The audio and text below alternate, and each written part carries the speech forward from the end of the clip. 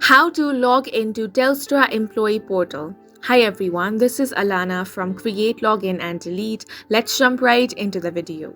Telstra Corporation Limited is an Australian telecommunication company that provides a wide range of services including fixed and mobile telephony, internet and network services.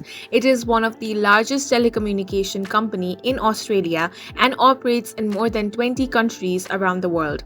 Telstra offers various products and services to consumers, businesses, and government organizations, including mobile and fixed line broadband, digital television, cloud services, and more. If you are the employee of Telstra and you want to log into your employee portal, all you have to do is head over to any web browser and search for Telstra Employee Portal. Then you want to click on the option of Login Telstra. Here you simply want to choose your account type. Once you have selected that, another portal is going to open up. On this portal, you will have to enter your username. Then click on the login option. Once you click on the login option, another page is going to open up where you will have to enter your password. Then click on the login option. If all the details provided by you is correct, you will be successfully logged into your account.